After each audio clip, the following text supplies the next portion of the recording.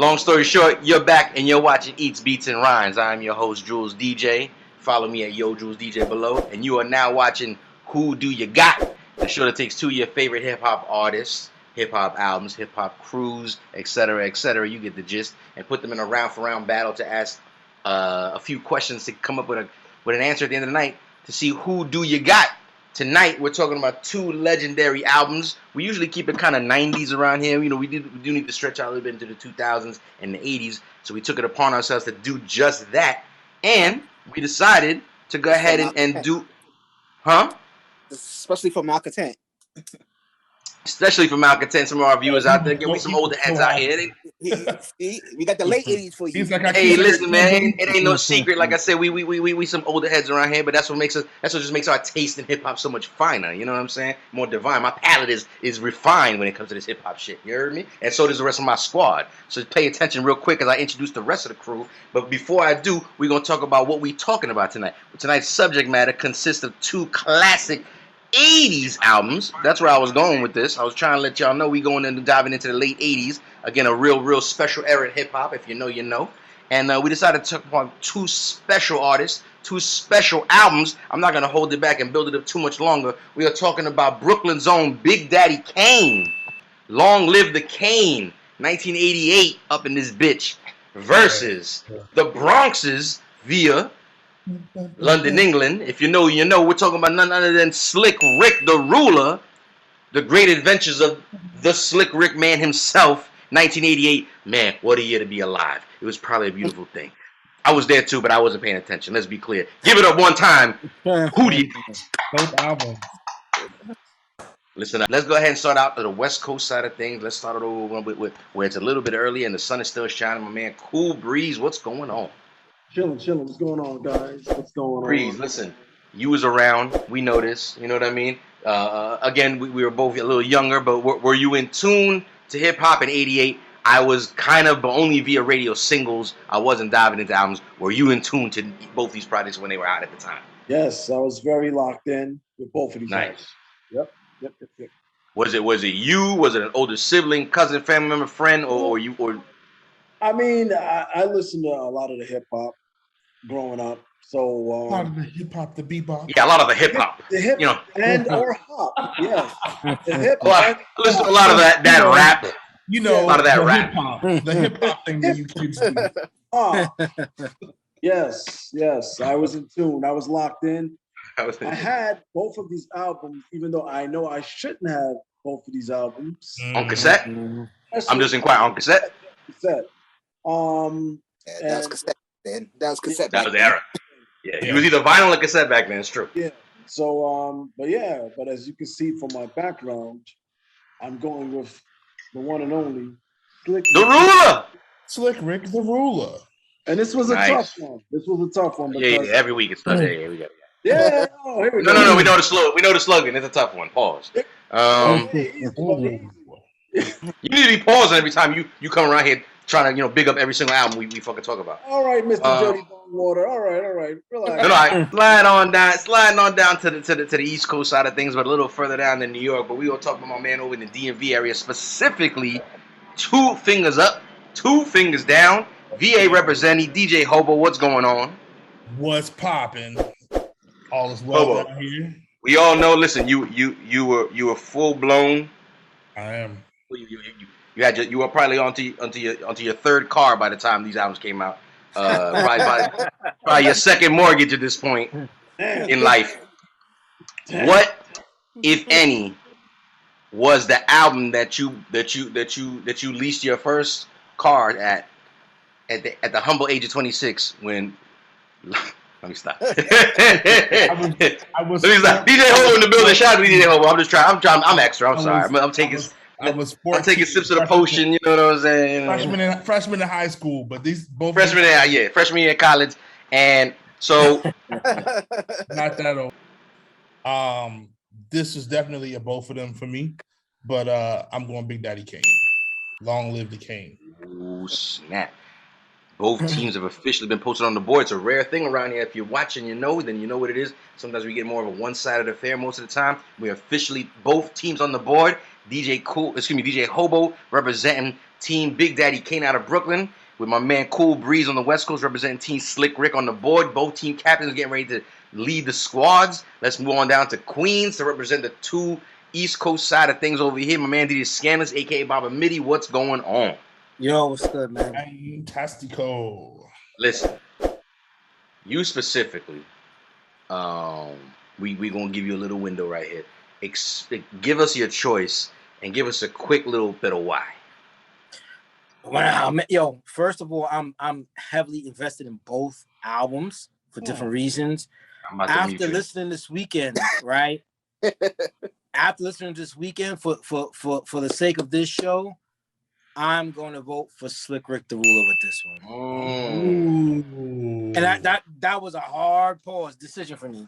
And again, real quick, because everybody's gonna get a chance, so we'll just start with you real quick right off the bat. Why are you picking? Again, we're not talking about just Slick Rick. We're talking about the greatest adventures for this of album. Slick Rick. I think for this album overall, if you actually dissect it, you got a lot of classics, and I think the classics on this outweigh the classics on the Big Daddy Kane. Not to take away from them, because there ain't no half step in a raw monster records, but I think pound for pound, this album has a few more than the Kane one.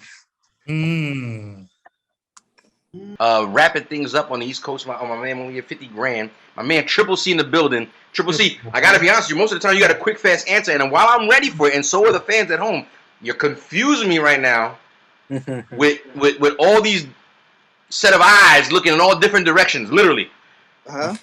Who do you got, Triple C? It's my way of saying the Breeze word without saying it, but I'm going. Say it. Yes. Yeah, but I'm going with the Set It Off King. Oh, okay, Kane. You're going with Kane. That's right, Triple C. That's right. That's right. Look at this. Look at this. The room is split. It's official. Both teams on the board. Shout out to everybody in the chat room. We're going to need your feedback, because you know how this goes sometimes. We do this every Monday night, 8 p.m. faithfully. If you know, you know. But listen, sometimes we end up with tie situations around here, and it gets a little difficult for me to host. So I'm needing you guys in the chat room to pay close attention to what's going on early on and later on, to help us, hopefully, if we end up in a tie situation, help us outweigh the situation and let us know, who's the actual winner at the end of the night. But let's go ahead and get basically we're talking about Big Daddy Kane's June 21st, 1988 release, which was accordingly, and if you know, you know, again, I like to say that a lot, but entirely produced by Marley Marl. Okay. Let that man live tonight. Even though I've literally heard that Mark the 45 King specifically literally produced Set It Off for Biz Markie, but whatever, it is what it is. According to the Hip Hop Bible Wikipedia, who we grant and serve on our weekly Monday basis, it accordingly says that he produced the entire album. So we're looking at an entirely produced album by Marley Marl, one of the great producers of the early 80s and late 80s. Just overall hip hop period. But I bring that up to say that he was running things in the 80s. Juice Crew was in full effect. This was a Juice Crew release. Cold Chillin' release, as a matter of fact. So again, 88, big deal for Big Daddy Kane.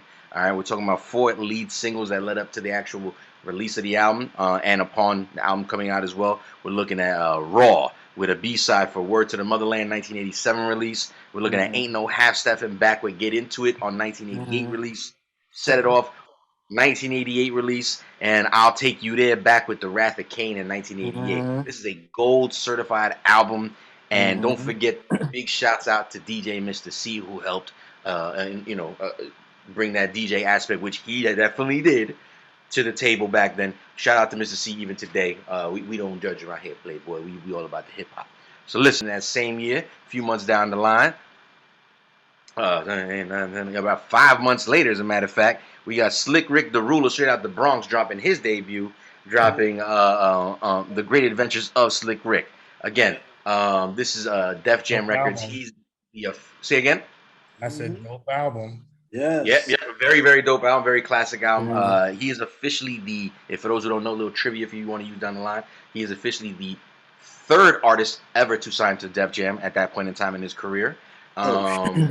Yes, sir. That's what we're talking about. We're talking about an album that's primarily produced by, believe it or not, himself. Which Scan, I'm hoping maybe you can bring us a little direction when as we go throughout the game. I didn't know Slick Rick made beats, but turns out a lot of the early '80s, '90s guys were doing these things themselves as well. Shout out to Rakim. Shout out obviously to Slick Rick. Again, I heard Kane got a little busy on his own album. They didn't get credit for. There's a lot of people like this. You know that don't get they props, but they know what they like.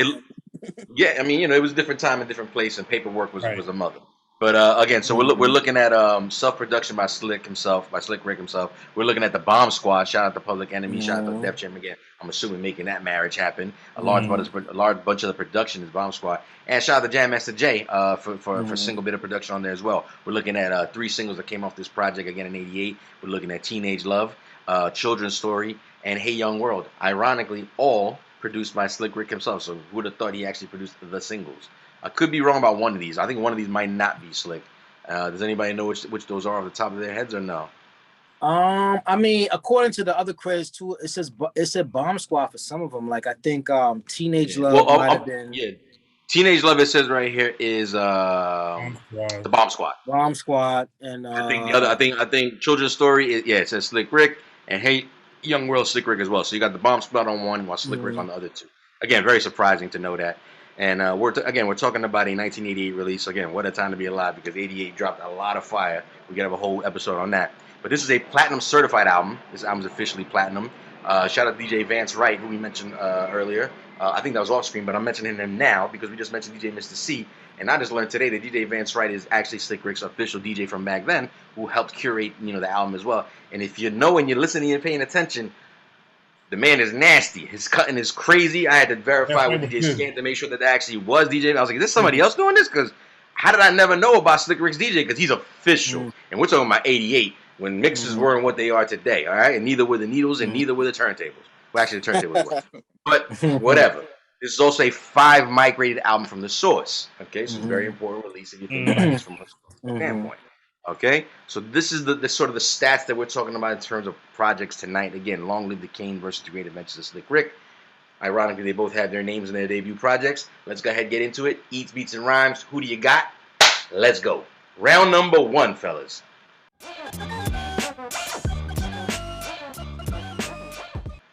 Pretty simple. I think, you know, straightforward.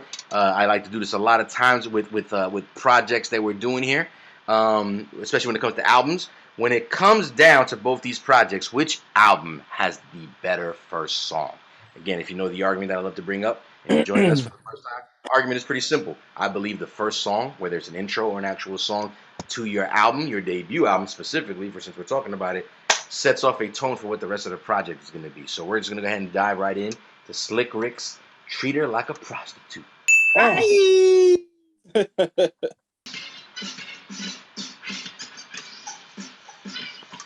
Y'all hear that?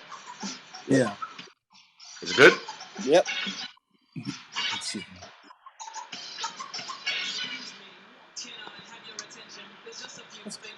I'd like to mention.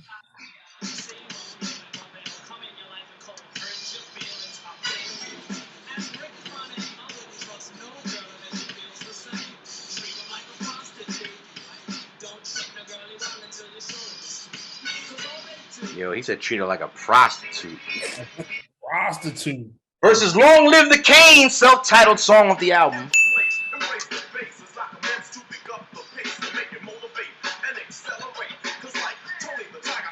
I'm great.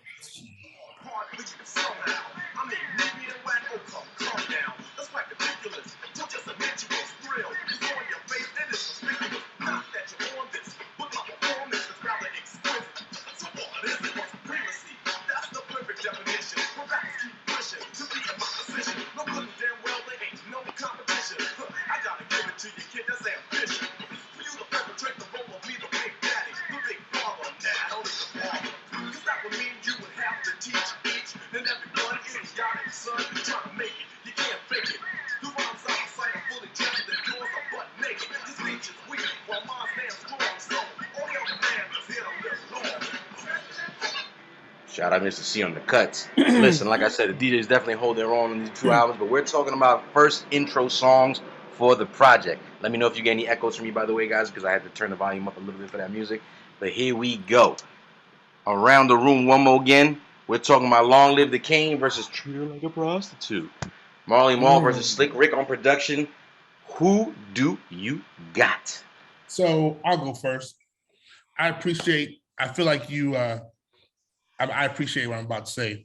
I feel like you gerrymandered a little bit there. You played the Kane song a little bit longer than the Slick Rick song, but I appreciate it because I'm going for Kane because that song knocked. If everybody's head was bobbing a little bit extra hard with that song, I was looking. Hey, I was watching. Just accept it. It's a better song. What are you, Jerry on the line? What are you? While I respectfully, will and conveniently walk over that statement you just made and just keep it pushing. I'm here to let you know that it doesn't surprise me that when you stick to your team, you stick to your team as the ship is going down. You are the official band in the Titanic playing the classical music. I usually don't lose. You tend to. This is true, but you also you tend to not get your vote counted either most of the time. So you're when we're looking at stats, you're pretty even. You're not ahead of the game. I still don't lose. I don't get the vote, but I still don't. Still not ahead of the game. But I will say this: DJ Hobo first to put his score on the board. He's putting like I said, Big Daddy Kane up on the board for round number 1 when we ask about who had the better first song on their album. Anybody feel a little differently? Did anybody feel like Treat Her Like a Prosty has a little bit of more flair or more headbang nod to it, like a Hobo was mentioning? Breeze. I mean, you got that Slick Rick in the background there. Nope. Yeah, no, well. Come on, Breeze. You feel it. Come on. Hold on a second. Hold on. I don't want to be lumped in by association with the word prostitute. Yeah, man. Cash trying not to get canceled. That's why I use the word prosty, so it wouldn't be so harsh. Listen, man. As they said in the group, who said that? Black Moses said the Me Too movement might be coming. So I'm gonna go Kane on this one. Going Kane. Nah, but the Kane song knocked a little bit harder than the Slick Rick. Treat Her Like a Prosty. Yeah, well, the Slick Rick one is hot though, but I mean, with the horns and everything and the drums. Fair enough. Yeah, man. Sure. Stating his vote. Anybody else stepping up? I hear a lot of people just kind of agreeing, but no votes coming out. I'll come through. I'm kind of conflicted because I think, although I do, it's that meters break. Those drums are from the meters. Okay. Definitely hip hop. You know what I mean? The thing is, though, I still like the Slick Rick record because of what he was saying. Although it may not come off as lyrically sharp per se as Kane. Right. I still think it's a dope record. All things considered. And to think about it, he was talking greasy. You know what I mean? He was. He's actually talking pretty greasy. And if you really want to keep it funky, his greasiness kind of still holds weight in 2022, though. I mean, if I was Hobo's age when this album came out, my whole life towards women, I would have been treating them like prosties a long time ago. So I mean, with that, I'm just gonna say I'm gonna vote for Kane on this one, but I still think that the Slick Rick record by no means is a. Oh wait, you're voting for Kane, you motherfucker! So okay, you. I already put your vote down for Slick Rick, but it's actually for Kane. See, there's no stops though. Yeah, Jules over there can't vote like Trump's people. I don't even know. While I appreciate all the dialect and everything, you give me the deconstructed version of fucking Cool Breeze. I don't need to know what's in the sandwich. Just tell me the fucking sandwich. Why the fuck? And then you go, oh, but we're not eating grilled cheese, even though I just gave you grilled cheese explanation. We're having butternut squash soup. What? Jules writing votes down how he wanted to go. He's like, I'm just saying. So listen. So with that being said, it's easy to say Triple C, your vote don't mean shit. I was gonna say Kane anyway. Oh no, you bitter. You just, I'll go vote Kane anyway. I'll put your little vote down. Put your little vote down. But Triple C, don't be clear. Triple C, your vote don't count. I'll mute you right now, Triple C. as shocking as Treated Like a Prost came out. It was like, Why you it so was, scared to say that word? Say it. Say it. Sex workers are legal in New York City. Are they not? DJ Scanless? I believe so. Yes. Oh, what? Yes, they are. It's 2022, my guys. Don't get fit no ideas, kid. You said they are. Listen, but- when we're talking But about to have that title as a title track, as the first track, is crazy. But He did. Kane came off like LL Cool J as I'm bad. Like Fair enough. I think you ain't nothing. I think both songs delivered the message again that what both I agree. projects gonna sound like. Because if you're into Slick Rick, then you happen to know that he's a storyteller, and that's exactly what the rest of the album's gonna be like. Where it's gonna be sort of a cool story. But again, we asked the question, which album had the better first song? We decided to put "Long Live the Kane" versus "Treated Like a Prosty," and it looks like this round goes entirely one-sided to Big Daddy Kane. So this round goes to Big Daddy Kane. Don't ever forget it, BDK. Oh, that sounds wrong, right? That's like some gang shit. We're talking about the legendary Big Daddy Kane, bitch. Listen, we do this every Monday night, 8 p.m. Eastern Standard Time. Eats, Beats, and Rhymes the channel. Who Do You Got is the show. Jules DJ is the host. And here we go, round number 2. When we're talking about Big Daddy Kane, Long Live the Kane versus Slick Rick's The Great Adventures of, we had to rip the Band-Aid off the bat. I mean, I could play some of this music. It's no big deal. But do I really need to for these two particular masterpieces, these two master fucking giant records, two of the biggest songs in hip-hop history? Fellas, and people in the chat room, and people at home on the internet, I challenge you with this very question. Round number 2, when we're talking about Long Live the Kane, Great Adventures of Slick Rick, which of these two songs is the most legendary off their respective albums? Big Daddy Kane's Ain't No Half Steppin', I'm the Big Daddy Kane, versus Uncle Ricky, would you tell us a bedtime story, please? Slick Rick's children's story. It's apples and oranges. I fucking dare you to fucking bite into a fruit, but the doctor said you need fruit, bitch. The doctor said you need fruit. The diet needs more fiber. You gotta pick a fruit, bitch. I'm looking at you, Triple C. I'm looking at you. Who do y'all got? You gotta pick one. You gotta pick one. I ain't even playing these records. If you don't know, then you shouldn't be even watching this show. If you don't know those two songs that I'm talking about, you can't be watching this show. Man, wow. This is crazy. This is crazy. I don't appreciate big hip hop record. This is one time where the songs overshadow the albums themselves. Yeah. But we are talking about the albums, so remember that when you're coming up with your vote, that your vote still has a lot to do with the actual project itself. If you want to take on the impact of each song, you're taking that on as the impact of each album. Remember that. 1, 2. I'll jump out 3. the window.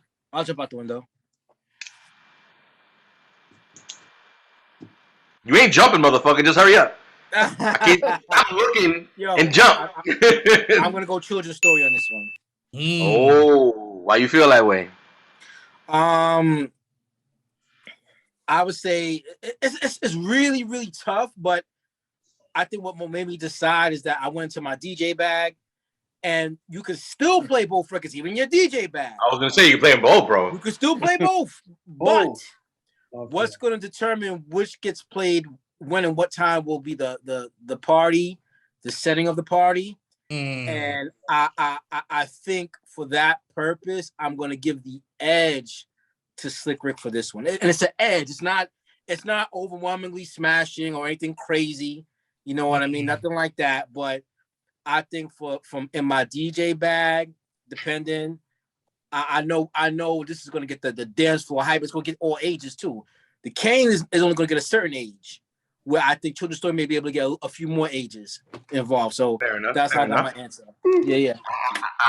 I'm waiting to see if anybody else has an answer, but all I'm gonna say is one thing: if you're a DJ and you know, DJ Dummy. That's all I'm gonna say. So you sure you feel that way, DJ Scandalous? DJ Dummy, DMC. Was it 98, No, 99? that's 97 or 97 or 98 DMC. 98 DMC, DJ Dummy. If you know, you know. Triple C, what were you saying? I'm saying I don't have no DJ bag, but I'm going with Kane. Ain't no half. Oh, It's gonna take a miracle. You beat me. It's gonna take a miracle. Oh, why you feel that way, DJ? I mean, Triple C. Why you feel that way? I feel like You feel like a pit bull against a chihuahua? What are you feeling? What are you feeling? When it comes to being so that's Speak on it, guard. He's like he made people feel like chumps. That song made people feel like chumps. The video definitely did. yeah. Can we talk about the video real quick for both of these guys? Both of these guys were showing off hard in their videos. Yeah, word. Both of them were like jeweled the fuck up. One had more of like a. Kane looked like Shaft. Is that the video with Kane sitting in the ring? Yeah. Listen, Yo, both teams are being represented right now. We're looking at DJ Hobo. We're looking at Cool Breeze. Who do you got? go ahead, Breeze. Oh, just push me in the ring with Kane, huh? All right. All right. I will go and say you can just look at Triple C's picture, and then get a reference of Which one? Which one? Yeah. But this Slick Rick's view is exactly what DJ Scandalous does with most of his answers. It looked like it going one way, but he's actually looking another. Sneak attack. But he's Slick looking Rick. at the good eye. I'm gonna start calling out. You Slick Rick us. He's looking Sneak at attack. the good eye, sir. But I'm gonna go with two different songs though, man. I think two different moods. And you know, Slick Rick is the godfather of storytelling. But Kane was just getting to the point in his joint. But slight edge, I'm gonna give it to Kane on this one, man. Okay. Because he was just speaking very, very directly, and his lyrics were very sharp. Direct, sharp, to the point. Slick Rick is Beat is fire too. yeah. Both songs are fire. And Blind as I Alley. slight edge.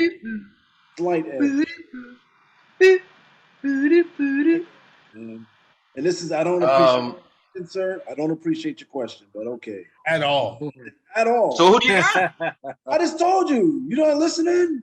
I'm not. Like, you be talking for like ever. I'm just hurrying to get to the point. Blind alley, blind alley. You're like the broad in my relationship. Like, hurry up. Wow. Wow, damn. Damn, I'm your broad now. Pause.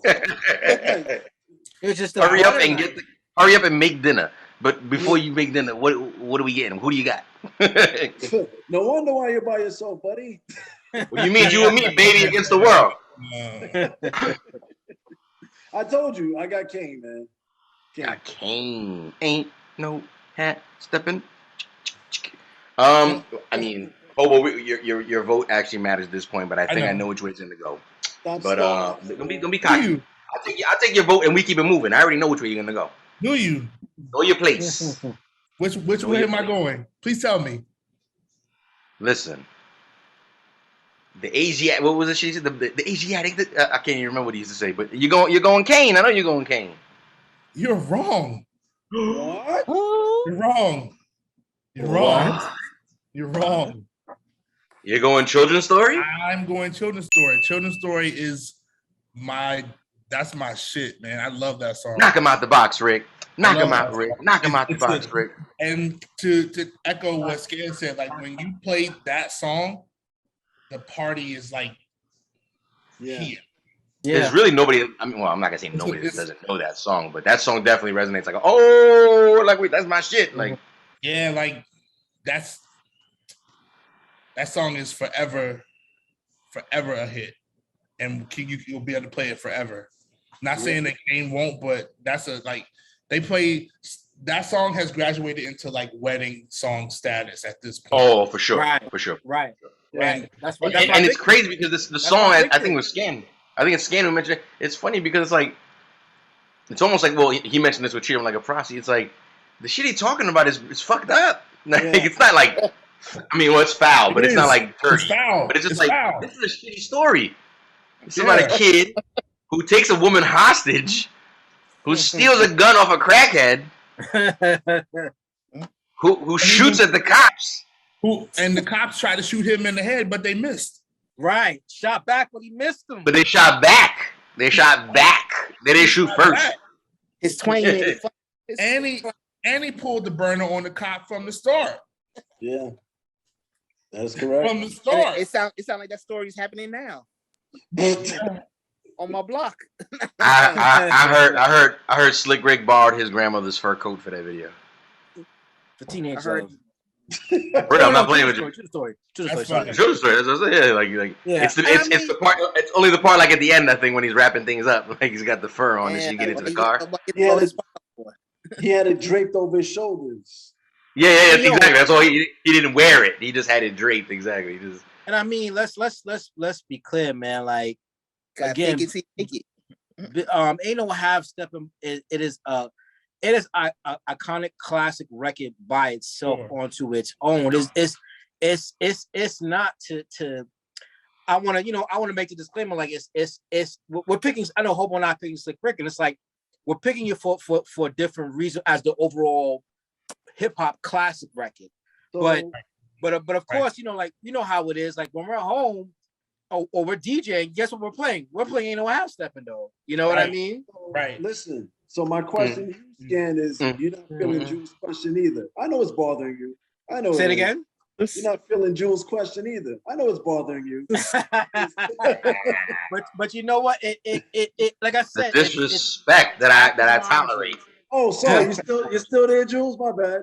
I'm still here, Playboy. Let me explain something to you. There is no us without me. Let me explain. They didn't come to see you, Otis. They came to see me.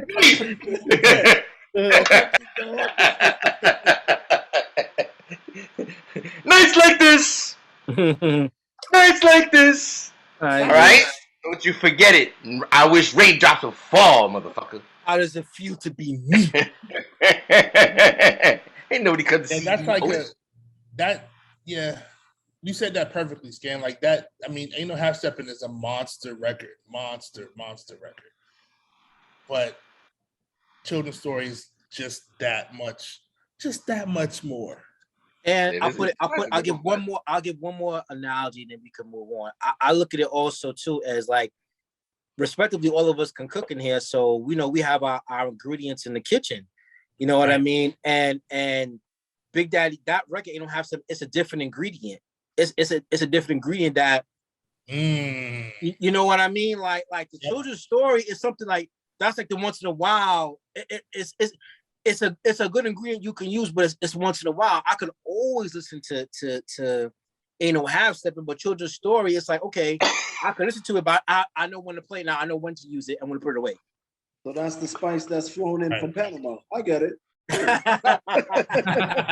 Carajo. Got you.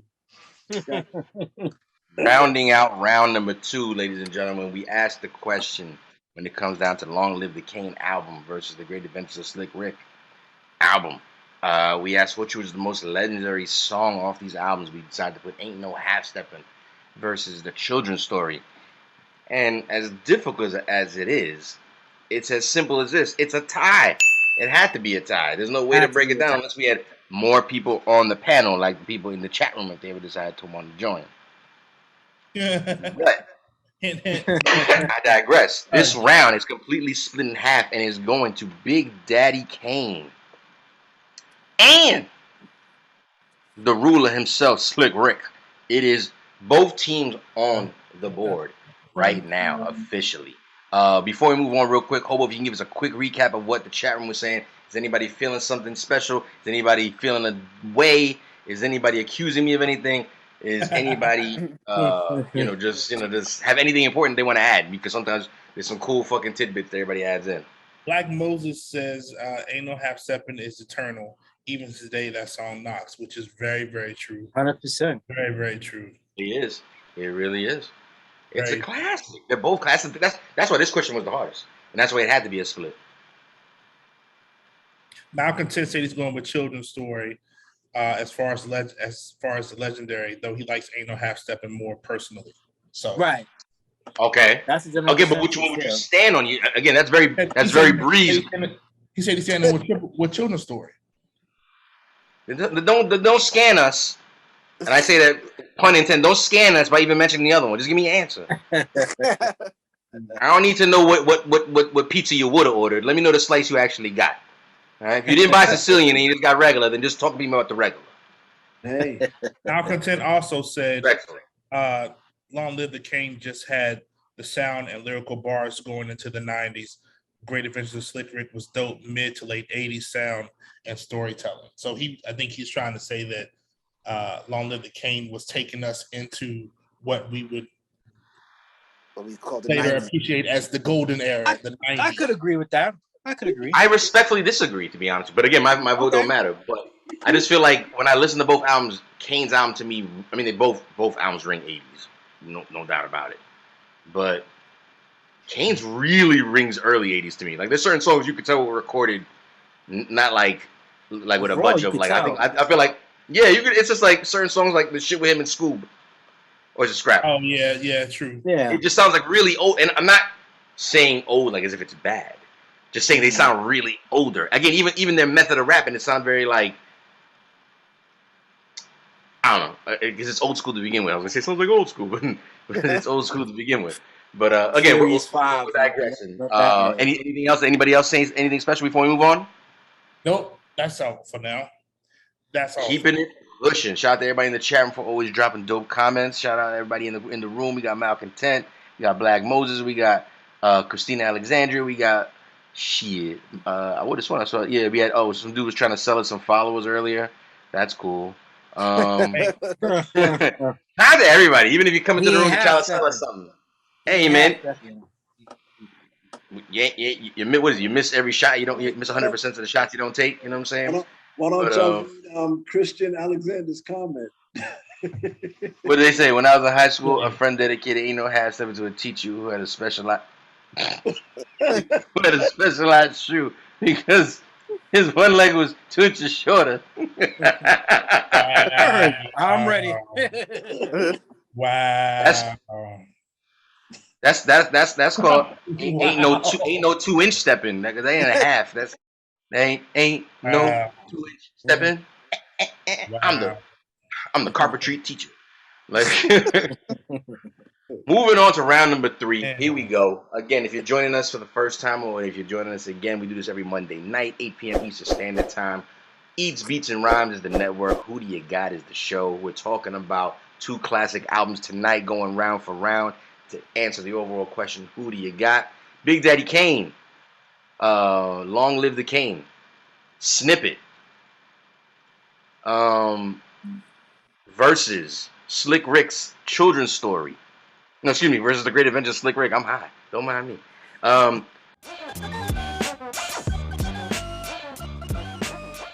One of the things I wanted to talk about was something that I caught kind of interesting in the background going on, but it still relates to both albums. We're talking about the DJ, and there's a couple of us in the room here tonight, so I thought it was only right that we talk about the DJ angle. Shout out to DJ Mr. C and DJ Vance Wright, both respective DJs of each artist here. Vance Wright being Slick Rick's DJ, while Mr. C is Big Daddy Kane's DJ. Both of these artists got to show off their, I would say their lyrical skill, their manipulative turntable skills. Because yes, these guys were easily what you would want to call some scratching DJs in the 80s portion of hip hop, and were killing it on these albums. 2 examples are songs where they got to show off on these respective albums. So we're talking about Long Live the Kane's track by Mr. C's Master Plan versus Slick Rick's The Great Adventures of the song Teacher Teacher. So Mr. C's Master Plan versus Teacher Teacher. Let's get into it. Oh shit, I'm blocking. Let's get into it right now. How you do it? Again, what we're listening for right now. I mean, if you want to, you want to listen to the lyrics, that's obviously okay. Nobody's gonna stop it. But what we're listening for here is the DJ angle of the situation. We're gonna set things off with Mr. C first. while. Mr. C kills it. We're talking about an era where there was no punching in. These cuts are as live as they could possibly get at the time, and he was killing it. He was killing it, plain and simple. But then I came across this joint. Shout out DJ. What's his name again? That's right. That's right. Damn. That's right. Damn. Clear water. Here we go.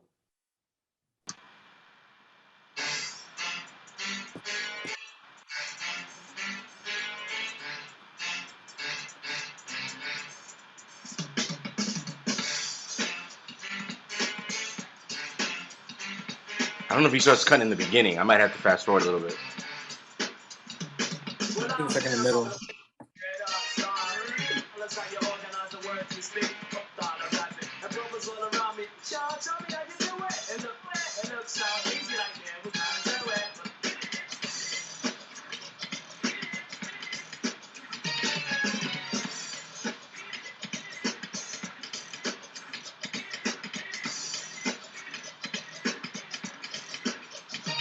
Those are like DJ Scratch levels of type of scratching.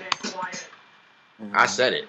That's like DJ Scratch level of type scratching for the 80s on a Gemini. He couldn't have been doing anything but a Gemini at that time. Am I wrong or right? I mean, what other mixes were there at that time? In 88, mind you, probably 87 when they recorded this. Gemini, GLI. 86, 87 when they recorded this. GLI or Eli. Nah, he was using Gemini was the Mercedes of the time in the DJ world, if you will. And like, if you were gonna try to get, huh? You think he had the Mercedes at that time, though? Yo, his cuts sound crazy. He's DJ Scratch level clean cuts for 88. Crazy.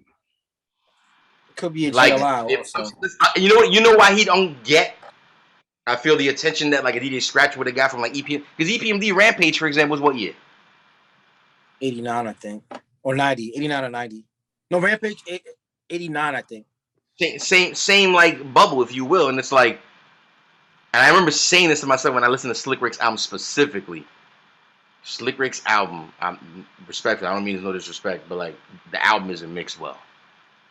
It's a different era, I get it, but like you could barely hear some of these cuts. Whereas like on Rampage, like scratch, it was like pay attention to the scratching. Like here it was kind of like they almost try to drown it with the sample. But if you know and you're a DJ, you listen, you're like, yo, those are clean ass cuts, bro. For 88 on a fucking, he probably had a quarter on his fucking needle head.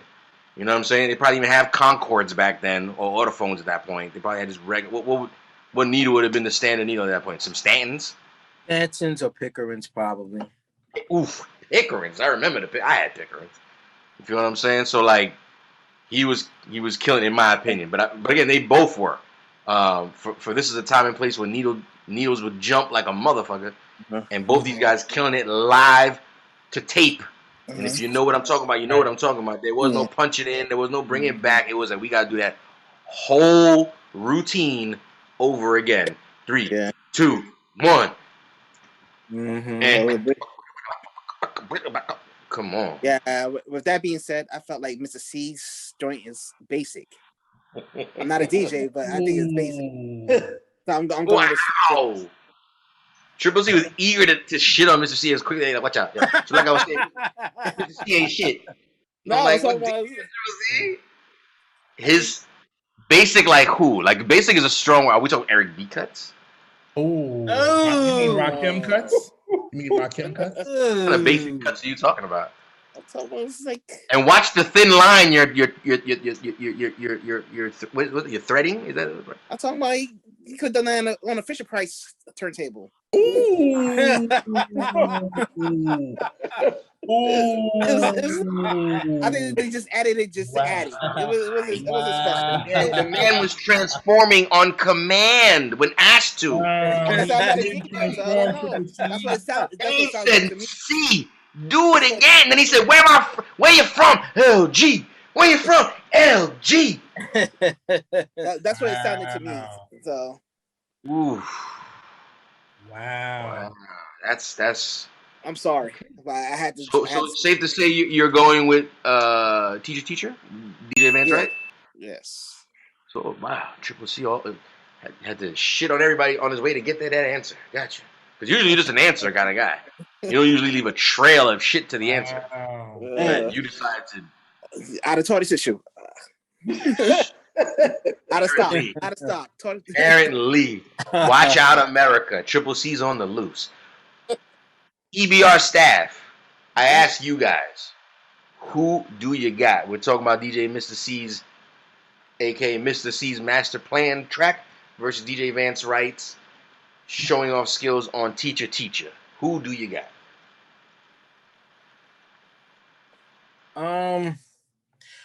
Respectively, I'm gonna pick Vance Wright, but not so much because of the teacher track. I like the scratches overall on the album, like with Lick the Balls. Scratch all over the project. Yeah. And I kind of like the scratches on some of the other songs better. Like Lick the Balls, I thought he came off. Pause, I thought he came off pretty good.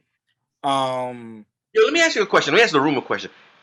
We're giving Vance Wright his flowers right now. That's not Vance scratching.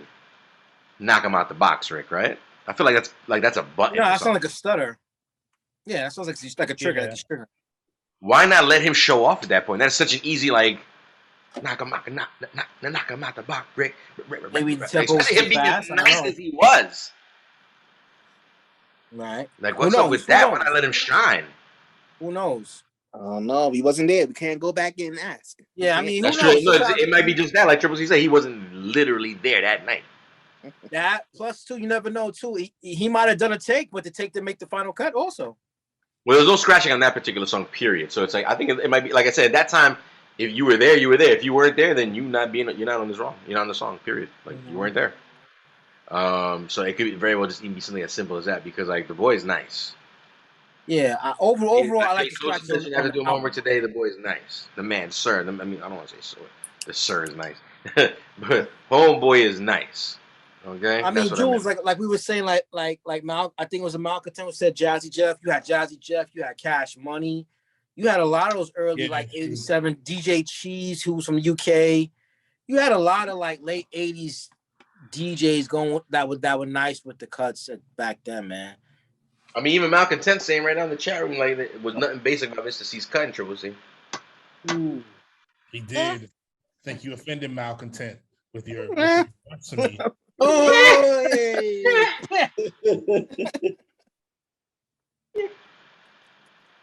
There's a bottle of Hennessy in that room. I know it. We're going to go ahead and get everybody else's vote here. We're still asking about the DJ perspective of this particular battle. Mr. C's Master Plan versus Teacher. We've got Triple C's vote and Jay Scanless's vote. Apparently, Queens is being represented at the moment.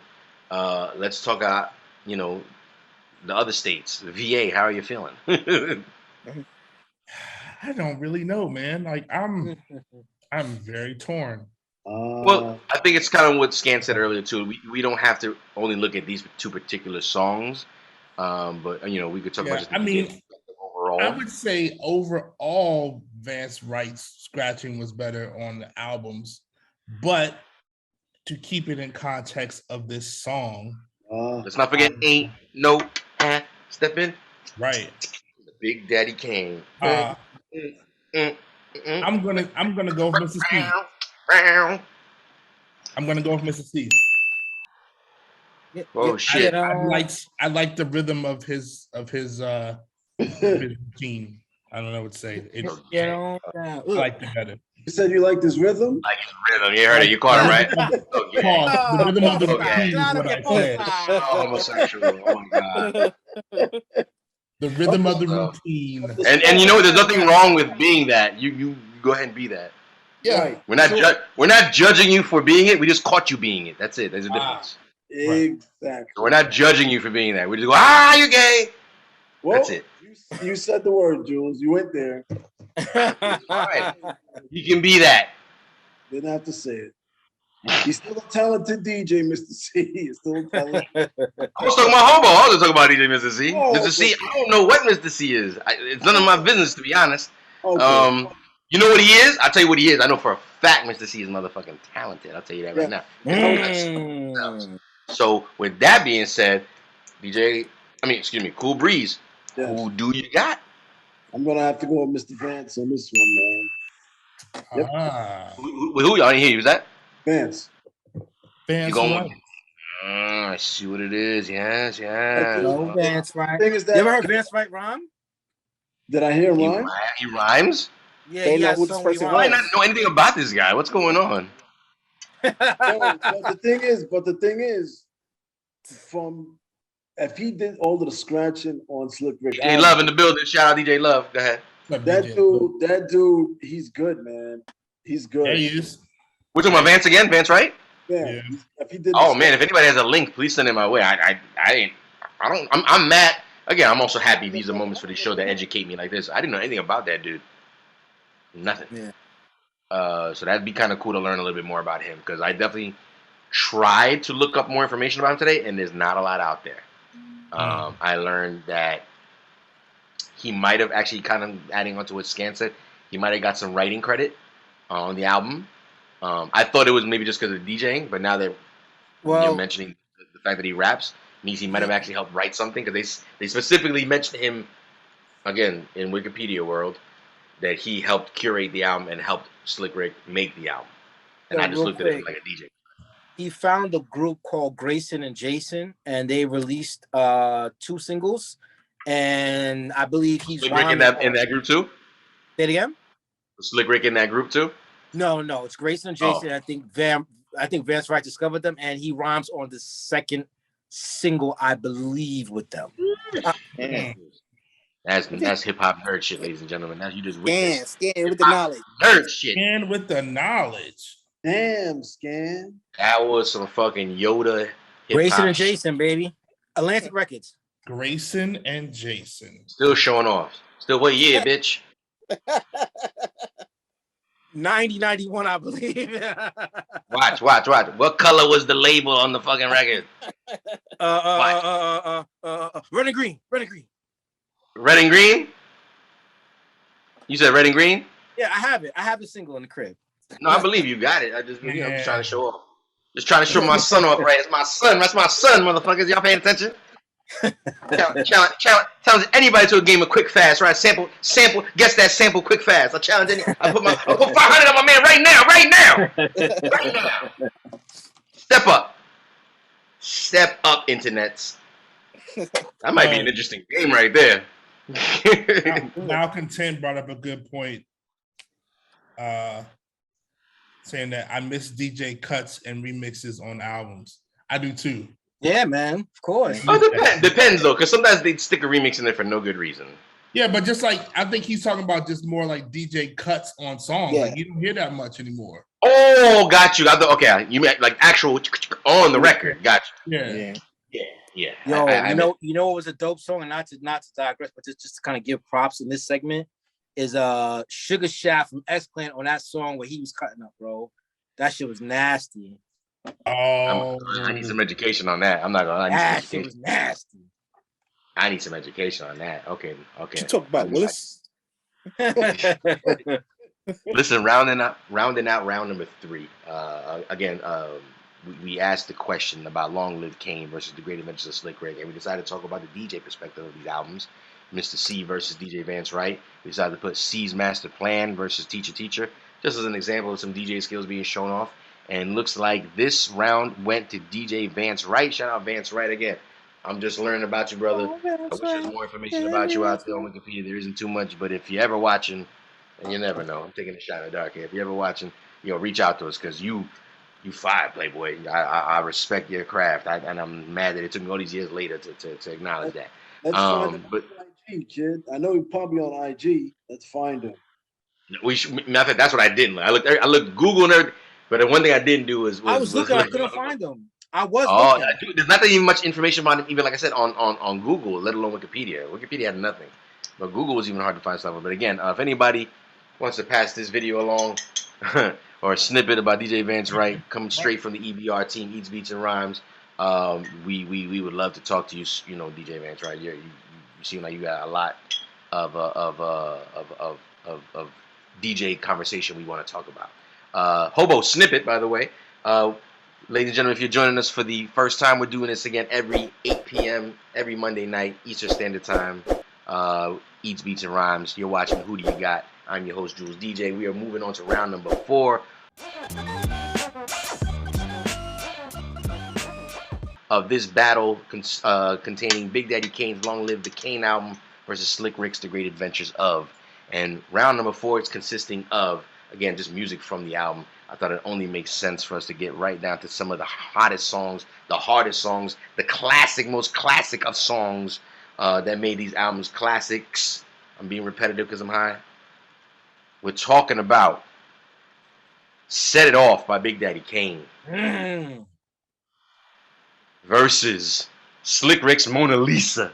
Again, apples and oranges. But I'm going to force you to choose between one of these two gems, and you got to choose. Both of them. None of that shit. You got to choose, and you got to choose wisely. So again, just make your choice, make your argument, get that hill, stand on it, and prepare to state your argument, kid. Who wants to go first? Who do you got? Damn. Jog my memory again. Play both of them. Oh, we can do that shit. We kind of ahead of time today. We can make that happen for you. Both of them. No. I'm gonna take. Let's go ahead and play a little bit of this classic called Mona Lisa. I'm sitting this one out, sir. I'm sitting it out, Jules. No. Great I work Scott. hard for the money. No, child, I work hard for the money. Great Hard Scott. for the money. Like a pointer sister. Work hard for the money. Sit down, eat your slice of pizza, and be quiet. Screamed on her, kid. Yeah. But still a gentleman, and bought her the slice of pizza. All this is pre-cancel culture, bro. I almost got cut short, scissored. But she accused him of being a thief. You know what it's like to just meet a chick you like, and she's like, you a booster. You a scam artist. Like, you know what I'm saying? Compliment. I mean, the compliment showed she had a mind in her, though. But that's what I'm saying. When I smiled, I was blind to show her. You know what I'm saying? I was blind to homegirl. You gonna talk about like, yo, you a scam. You a scammer. But he said he had to find it funny. That's why Hobo he ran up in the store and said, I want to risk with none of these broads no more.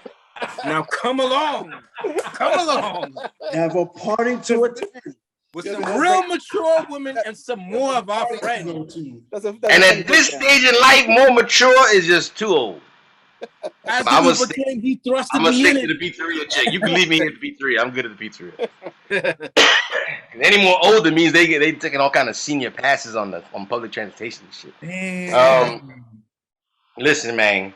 It's not an easy battle. It's not an easy question. Even the guys in the chat room, I'm sure, and I haven't checked up yet, but I'm sure they ain't a fever. You know what I'm saying? And no amount of cowbell gonna save him this time. So I got to ask again. Set It Off. Play Set It Off. Yeah, you gotta play Set It Off. He's getting busy. Yeah. What? To see getting busy. But the other track, he wasn't getting busy.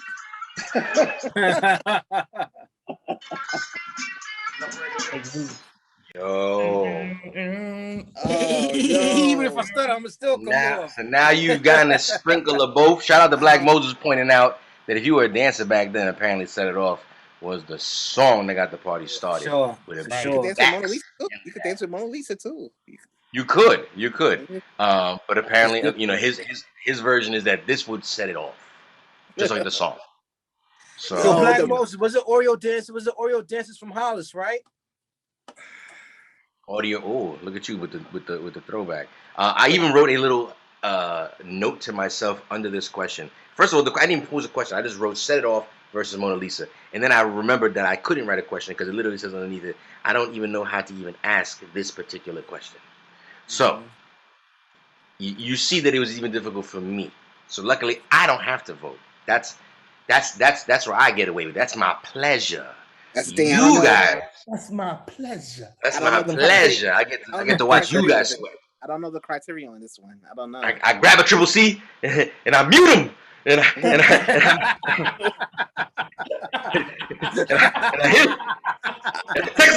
And I text him in the chat room and I tell him, girl, give me your answer. That's my pleasure. I don't know. I don't know how to analyze this. I don't know how to break it down.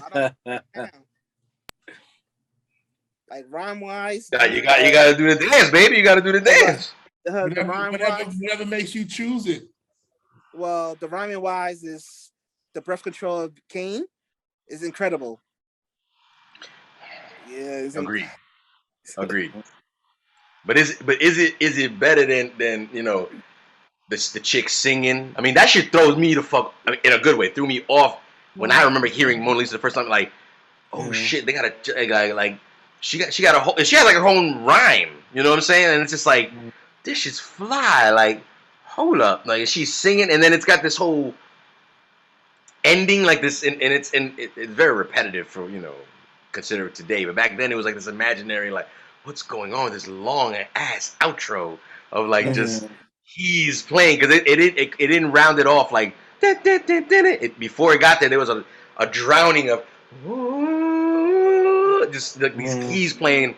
So to me, I love songs like Bohemian Rhapsody and November Rain, songs that are like roller coasters, if you will, that take you all over the place. I feel like to me, Mona Lisa does that. It gives you the rap, it gives you the story, and then it gives you Shorty's perspective, and then she brings the R&B perspective, and then is it safe to say that's some version of fucking around with auto-tune? Because that is Slick Rick, right? Like, yeah. And then staying in pitch, because if you listen to the album, what song is it? Is it what's the Slick Rick song on his album? Is it where he tries to sing? It's terrible. And it was the rape song. I think Black Moses tried to make me say I should have picked that for something else earlier. I mean, he's wrong. I know he said the moment I feared. The song he said let's get crazy. He would have picked that, but I'm talking. No, he said the moment I feared. But I think I'm talking about the Indian song, the Indian girl. No, it's not Indian Girl. I like Indian Girl. It's such a rapey song, bro. It is definitely cancel ready. But it literally says an adult story next to it. I mean, that's your fault. Rape song. I don't remember which song it is, but the point is, he sings on one of these songs. Is it Indian Girl? No, it's not. It is. No, I think it is Indian Girl. No, you're absolutely right. It is Indian Girl. He says, it is. And he's out of key. He can actually sing. He could have pulled an early Mos Def. He just sang it out of key. Like, it's almost like as if they added the bass after him or some shit like that and just did their own thing because it's a loop. The bass line is a loop. But like it's just he's out of key. But it sounds terrible. But the point being that Mona Lisa wasn't that. Mona Lisa was on fucking point. So Mona Lisa to me is a wow, you broke it down beautifully. So Mona Lisa is a masterpiece to me. Set off though is a lyrical masterpiece because again, the rebuttal to that is like your man literally represents everything 1988 is because Slick Rick is still a special situation at the end of the day being such a storyteller. Your man Dick Daddy Kane, if you want to be like, give me Slick for like an example of 1988, like hold on, like you're playing Set It Off because even they're like, were there dancers? And it's like, yeah, they were dancers. Like, of course they were. You know what I'm saying? Like the song gives off a whole like that shit was the epitome of like. Different again, songs, like different type of songs too, though. But yeah, definitely different type of song. Mona Lisa is a party song too, as where Set It Off is just when you're. If we were living back then again, and I was deeper into hip hop like I am today, obviously, and the game was sort of rigged as it is today, I would have looked at Set It Off as like the street record.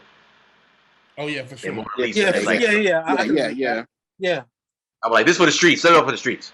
Mona Lisa's dope. It's a dope record, and that's why it needs to be a radio record. But Set It Off is like again, like if you a spitter, if you into the culture, you into dancing, you into hip hop. Period of what it unified at all 5 different levels of it back then. Set It Off was and shout out to Black Moses, the Dionne Warwick. Would you call it a sample or an interpretation at that point of the Dionne Warwick? Interpretation, in my opinion. Yeah, there wasn't Interpretation, actually. right? It was definitely the Yeah, Dionne they Warwick song, sampled but it. it wasn't. It was. I don't think it was a sample. I think it was Yeah. him singing it with. And did she even write that? I know she does. I know she sings that, but did she write that? I don't know. Maybe. Walk on by. That's a great question. She might have. I want to say she did. I'm gonna give her. I'm gonna give her the like. It might Dionne be- Warwick it got might- the status it of might like be she Burt might have wrote her own Bacharach, shit. bro. It might be Burt Bacharach. Oh, That good that point. it might be Burt That Bacharach. might be Burt Bacharach. Oh, no, that's a good point. It's a good point. It's a good point. A rendition. It's true. It's a rendition. Right. Black Moses saying said, and Malcontent saying she probably didn't write it. So again, I And there's a video for that song as well too. did Dionne Warwick or for Slick Rick? Dion. It's a black and white video. Yes, black.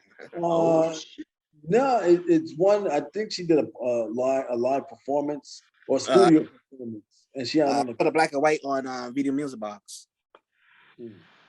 Burt Bacharach wrote that song. Did he? You looked it up? Yeah. Burt Breakaback for sure. Yeah, you know.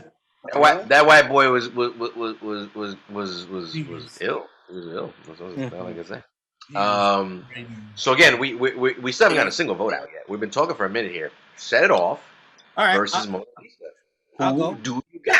Even the chat room, y'all bullshit too. I saw a couple of votes, but then I see y'all slagging. Like, what's going on? Well, I was changing my vote. At first, I said Kane, but I'm going with the way you broke it down about the Mona Lisa. I love it. Gerrymandering at its finest.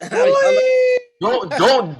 Damn, Kid Cat's got the voting machine rigged, kid. Right.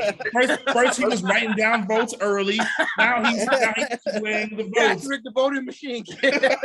What district is this? Right. First of all, I would appreciate it if you gave me 6 feet of space. All right. Step back, sir. Okay, I hear you just fine. Hey, Dude. sir. It's not my fault that I'm here to educate, the listeners and watchers at home, and upon education, some of you get enlightened. It's not my fault. I'm giving just as many dope facts about Kane's material as I am about Slick Rick. Spoken like a true politician, playing to Absolutely, because most politicians are neutral. oh boy. This dude, Kind of. he got the voting machines rigged in Brazil, huh? I'm the Bernie of this shit, baby. I'm the Bernie of this shit. Got those Brazilian voting machines. That's Yeah. what I'm the Bernie of this shit. I am neutral Switzerland, baby. I'm the most Switzerland Bernie nigga you know. Listen, but remember, his last name is Made Off. Ooh. Oy. So are you making off with these votes? What votes? You just stole Triple C's vote. Yeah. First of all, I didn't even get to add Triple C's vote, which he is more than willing to. Triple C, is that your final It's the answer? year 2000 that's my all final- over again. That's a fun. Triple C is a grown ass young boy, and he is allowed. You sold. vote You anyway. sold the story. You sold. He's allowed to vote any way he wants, and I'm going to head and put his vote down. Triple C, Mona Lisa, a man who's not scared to vote the way he wants to. If anybody else wants to step up, as Triple C has, and actually cast a vote instead of casting stones at people that place votes and the people that just merely keep track of said votes. Okay, I'm dodging over here. Listen, don't get upset because you can't vote, Jules. Not at all. Relax. Yo, Listen. I'm voting for Kane. I got Kane. Oh, they scandalous with the why? Go ahead, spit your game, bro. Why? It kind of ties back to the previous question about the children's story and half stepping. So I think comparing these two records now, two big records, I think Set It Off lyrically is just super sharp. Just a dart. It was just a dart of a record, man. Like the beat, the James Brown sample, it's almost like if you kind of feel it, it's almost like it's like a battle record too. The way he's kind of spitting it, also, in my opinion. So, and kind of something to what you said, You Jules, say where James Brown? like You say James Brown? James Brown? That's the sample, what? and kind of something like to what you said, drums, Jules. the drums. Nah, the guitar. Oh, the guitar too. You want to change your vote, Trip? Nah. Ah, Nah, Did he- it kind of had that street. Like if you had to compare it in the modern day, that would be the street record to the Mona Lisa being the radio record. So I'm gonna give the edge this time around Kane for this one. Going Kane. I see him do the scandals with his vote, putting it down. Shout out to everybody in the chat room. I see a new name in the chat room. Shout out to Krizzy6. Yo, Krizzy, if you're in the chat room for the first time, place your vote down. We asking people to vote. We're talking about Big Daddy Kane, Long Live the Kane versus Slick Rick's The Greatest Adventures of. Place your vote down. Who do you got? Put it down. Tell us what you like. Tell us what you What up, like. Crazy6? What up? What up? What up, Jizzy? Let us know who you got. That's what tonight's vote is. We're currently on the question asking off these two particular albums, which of these two songs is better than the other? Meaning the other one's trash. No, I'm just playing. Meaning they're both Even if I fire. start, I'm still come on. But we got one vote down for DJ Scandalous for Big Daddy Kane. Set it off with with Triple C putting down his vote for Slick Rick's Mona Lisa. Does anybody else feel different or the same? Who do you got?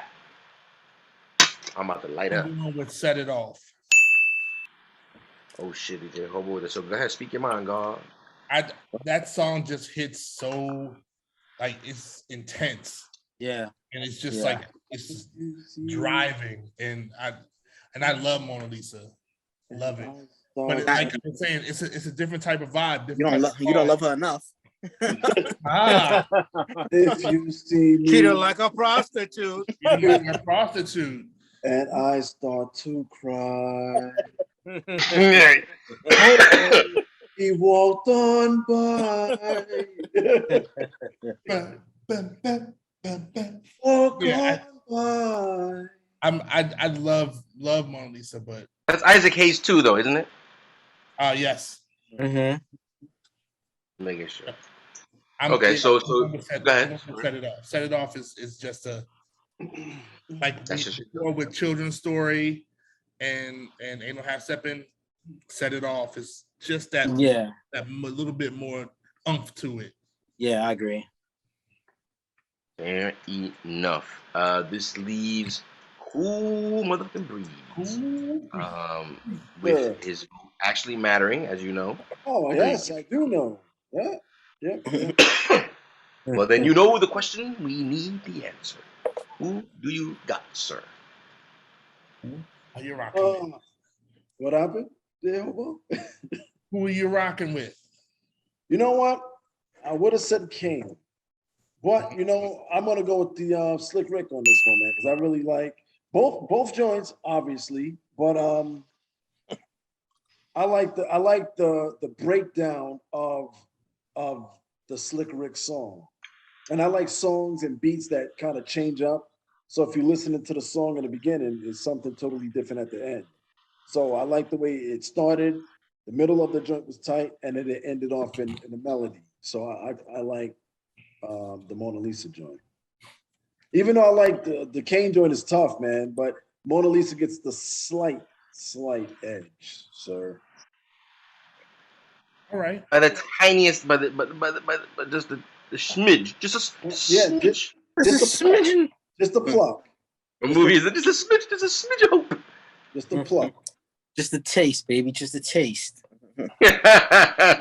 Pause when you say it like that. It's just a pause. You say it so filthy. It's so filthy, like he means it. Like he means it. Like, listen, we asked the question because that's what we do around here. Or I ask the questions. You people at home and everybody in the chat room and everybody in the group Zoom right here has to answer the questions. We asked Big Daddy Kane, Long Live the Kane, Slick Rick, The Great Adventures of Slick Rick. 1988 was an era, a gem. What a time to be alive for hip hop. Both these albums came out same year. We asked the question, Set It Off versus Mona Lisa. We played samples of each. It was, again, when it came down to these two monster-ass songs, like earlier tonight if you were watching, or been watching, it's a fucking tie again. Fucking tie again. Both teams respectfully, have been holding down their sides. Kind of. We're not going to dissect who voted for what, but the point is, another tie. We are moving on to round number 5 again. Uh-oh. DJ Kane Love, versus DJ Love said Rick. DJ Love said he prefers Mona Lisa because the beat is just so clever. It is. I'm telling you, Mona Lisa's fucking Yeah. dope. Everything about it is fire. It's not your typical '88 record. It was definitely like.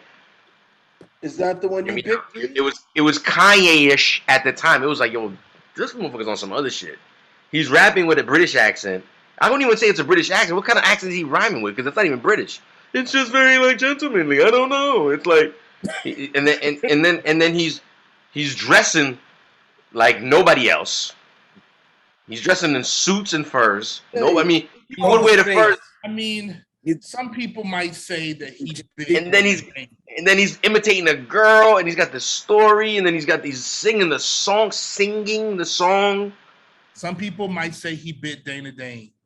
Yeah, some people will. I mean, but they kind of like bite off each other. They both came out of the same kind of like, and I say school. I don't mean like literally the school. Nah, didn't Dana Dane come out first? Dana Dane was earlier. Yeah, Dana Dane was earlier. I mean, but like. I thought he came out after. You also forgetting Slick Rick was once MC Ricky D around the Get Fresh crew early on. He's been around. Well, Lottie Dottie's what, 84? 88 is that's 84 right there. Right. So and then Dana Dane was like what, 86, I believe. So Ricky D's on the scene first. Ricky D was first. Do the math, son. Do the math. I mean, granted, the style was different. Mm-hmm. But I mean, but the voice, that kind of, I don't know what you would call it. I don't want to say mannerism because that's not it, right? But I'm just saying. Was it at one point? As in one point where they saying they was cousins at one point? I thought they had a group back in the day. I thought Dana and Slick Rick were like. Didn't they go to the same high school or something like that? This is what I was saying. That's what I was kind of joking about being from the same school. I was like, I don't know if they actually came to. I was like, but I think they might have even went to the same school. Like, they're both from the Bronx. I think so. Yeah, I believe so. Matter of fact, if I'm not mistaken, in the movie Brown Sugar, shout out Brown Sugar, they talk about they started a cipher, and it's MC Ricky D, Dougie Fresh, and Dana Dane. Mm. In that scene, remember when she first fell in love with hip hop? Yeah. Okay.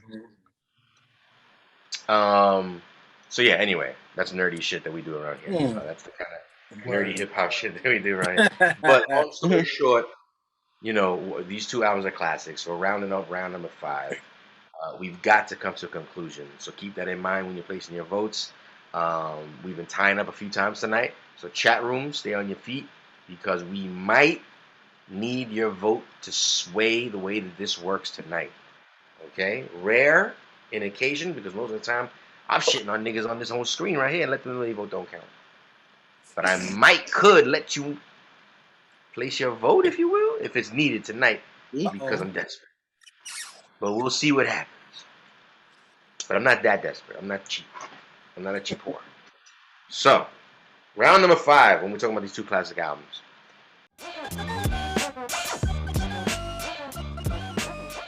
I ask everybody in the chat room, everybody in the internet, and everybody in this room, knowing what you now know, what we've discussed, what we've rehashed, what we've re-listened to, which we've recapped, what we've caught up on. What's funny, Hobo? What happened? Like Moses said, damn this, Kane had a better album cover. Period. Yo, I'm not even gonna lie to you. He does. Because I was about to do album. Let's talk album covers. And I looked at Slick Rick and I was like, you don't stand a chance. Like Kane's album cover is not a chance. That's why even Cool Breeze didn't put his album cover because you don't stand a chance with that album cover. No, that's a much better picture. Be clear, Breeze got the much better picture up. Your bonus question should be whose jewelry is tougher. Yeah. Ooh. Yeah. Slick Rick was borrowed Kane's joint for the video, Teenage Love. He just got his at home that day. He was rushing around to get the video set. I heard Slick wears nurse's shoes. I'm not playing. Malcolm 10 said Slick Rick looked like he was trying to be Spider-Man. Hey, listen. What? I don't even understand that. What does that mean? On the album cover, he did it. Is On the Oh, album. because on the album cover. He's like, Listen, let me tell you, you dropped your bong? You all right over there? I swear to God, I thought I know. It was just the grinder. Thank goodness. I almost caught a heart attack. And I'm like, no! It was the moment you feared. Just pick it up. It was the moment you feared. You know you're not gonna get another bong. hilarious. Oh, man.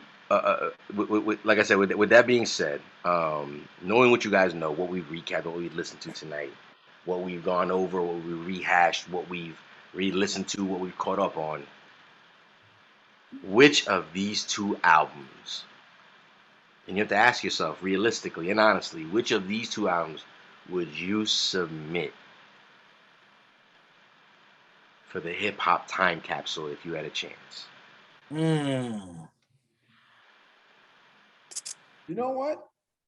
I'll answer that one first. Please. And this is a difficult one. But I'm And gonna say, why? okay, I'll tell you what. I'm gonna say Slick Rick. Slick Rick? Because he's a storyteller. So if you listen to the album, a lot of the stuff he's saying back then in that album still holds weight to this day.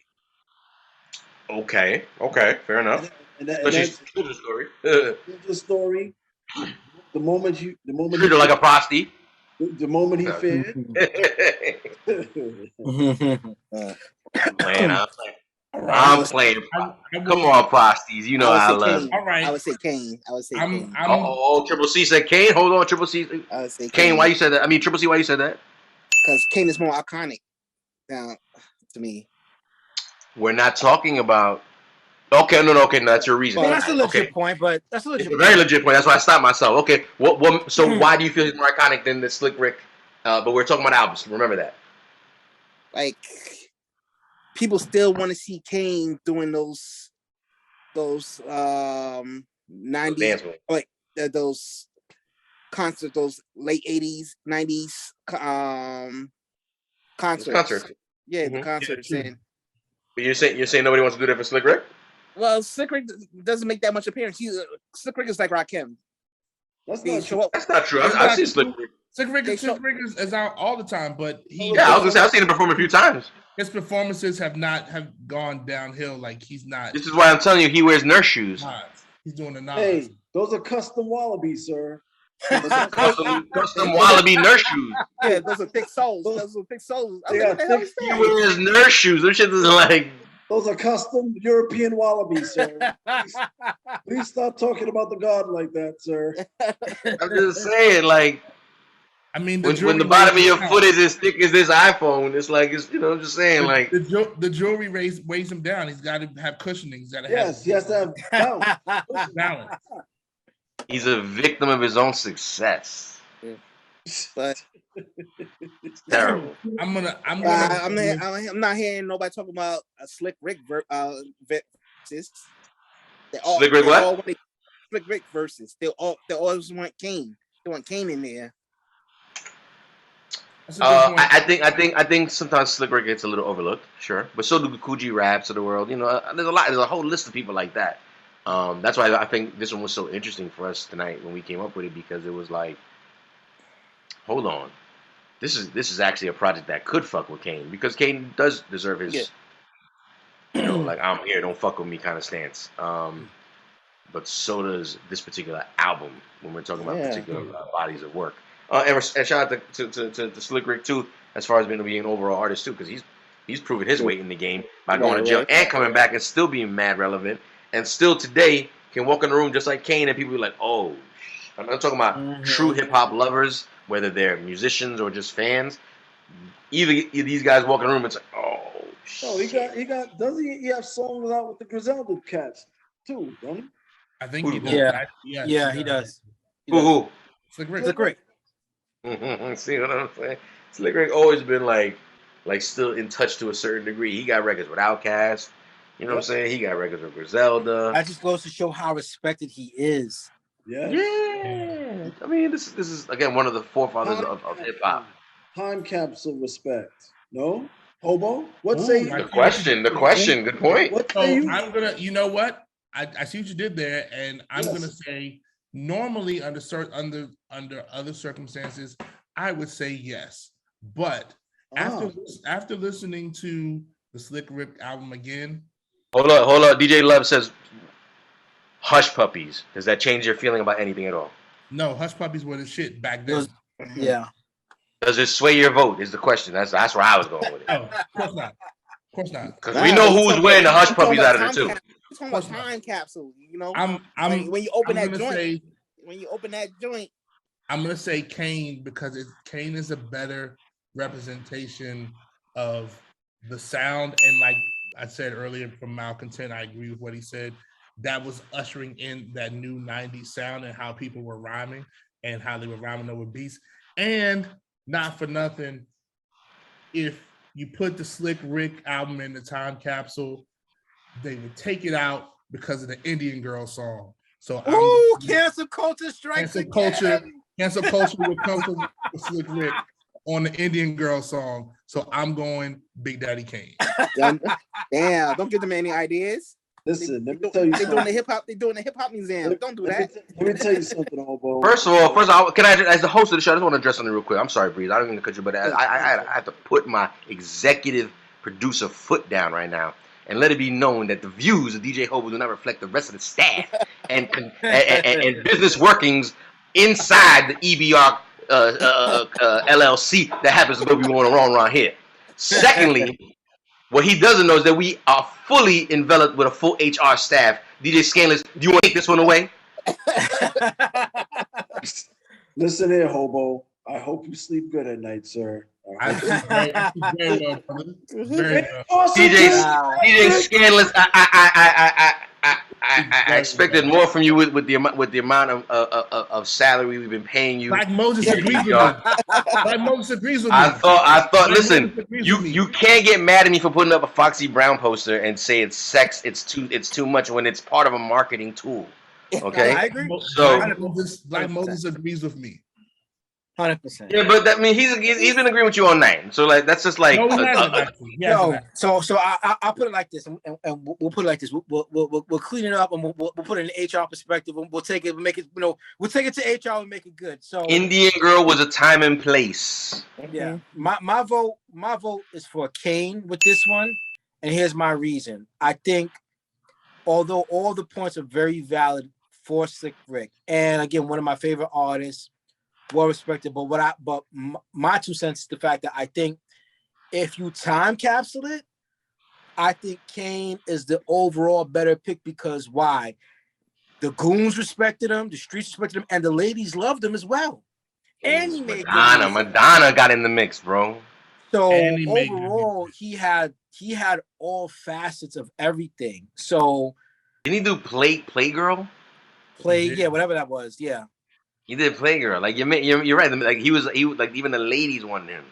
So that's what I'm saying. So he was your favorite rapper. The ladies liked him. He had a certain energy. He was fly. He was cool. So you're trying to tell me you're gonna hold Slick Rick's nurse shoes and bad eye against him. That's like his oh, he don't got the ladies. You know what I'm saying? I never said that. What about the truck jewelry? What about that? Who got more jewels? Who got more jewels? Who got more jewels? Look at you all quiet. Look at you all quiet. He got that from Mr. T. He got that from Mr. Big Daddy. No, Mr. T didn't live that life. You know what I'm saying? Slick Rick lived that life. No, but that's the thing because we could keep it a stack. So, and I think when I look at Slick Rick to me lends a little bit more to Ghostface, in my opinion. Agreed. You know what now? Slick Rick lends Ghostface. When I think of Slick Rick, I think of Ghostface. Right. Okay. Explain. What you mean? Like in terms of style? Based off the style, the jewelry. Yo, you know what? Thank you. You know what? I'm about to mute you, Scan, because Breeze just brought me back to reality. We're wasting our fucking time over here with DJ Scanless going, no, this. No, but I'm gonna vote over here though. It don't even matter. It don't even fucking matter. This conversation is I'm wasting breath and energy for nothing. And you got because he's gonna be like, yeah, but but I'm not voting that way. Like, yeah, Scan, you're right. He is like Ghostface. I'm saying Big Daddy Kane. Big Daddy Kane Oh. is hip hop's Tom Jones. They throw their panties at him. Yep. Facts. To this day, bro. I was just gonna say it to this day. To this day. To this day, they throw their panties at Kane, bro. So like I said, you gonna hold Slick Rick's looks against him. You gonna hold him. No judgment here. That's what it sounds like to me, because all you guys keep talking about is. Didn't you This is just a say? fishy Didn't kind you of just argument say you're giving me now, that boy. we don't pass judgments here? No judgments. Let me explain something to y'all. If you're gonna go based on that, if you're gonna go based on these good looks, I just want to make sure everybody makes a good point to take a Triple C. Triple C, do me a favor. Get the fuck out the way.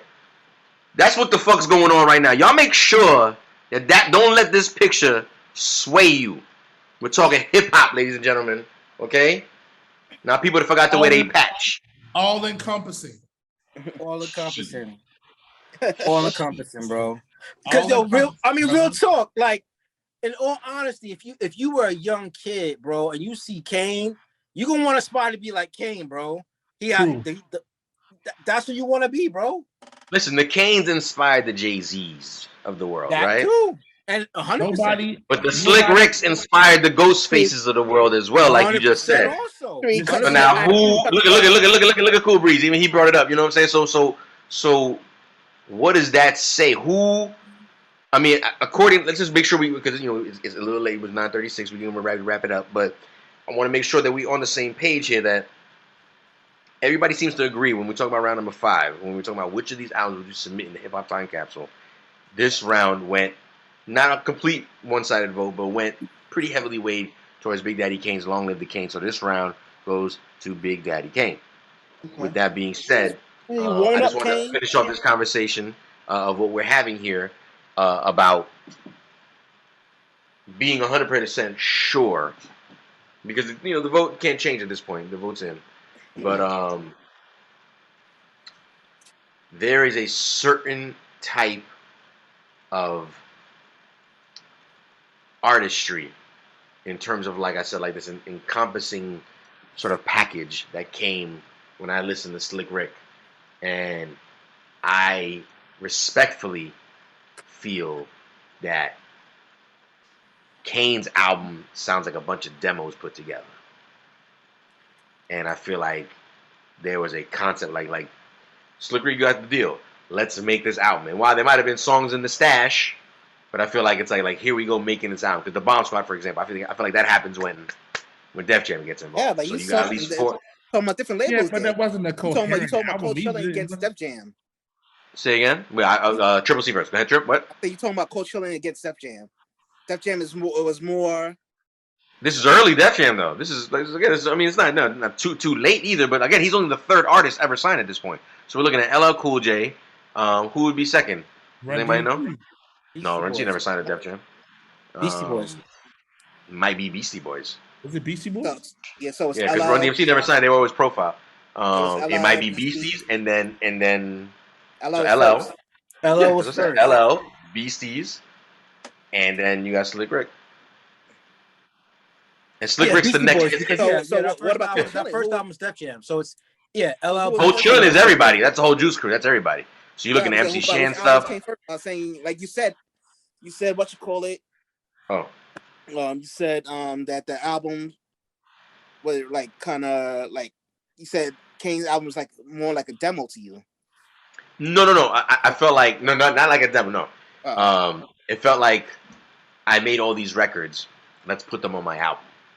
I feel like Slick Rick has records like that too, but then like the polish of what a label kind of does in terms of like a label like Def Jam at the time, which made them special. Remember, Def Jam was always like a boutique style label. It wasn't like the hip hop label. It was like, yo, we do like this to like the next degree, like signing white boys. Like that, like people were like, what the fuck? And it working. Malcontent, give us the breakdown, Malcontent. What are you saying? Public Enemy. Public Enemy was the second group? It might be Public Enemy then. But no, I'm trying to remember. So then, were the Beasties the first one signed? No, that's not right. But that first album, Beastie Boys, was on Def Jam. Yeah, everything was up until when they went to Capitol. Paul's Boutique was when they went to Capitol. Yeah. Yeah. No. Yes. Yes. Paul's Boutique is on Capitol. Yeah. Either way, again, the gods at Wikipedia say he's the third artist ever signed to Def Jam. But lineup, man. Public Enemy might be a little bit later if you think about it. Like, in terms of like release, they might have been maybe like 87. You know what I'm saying?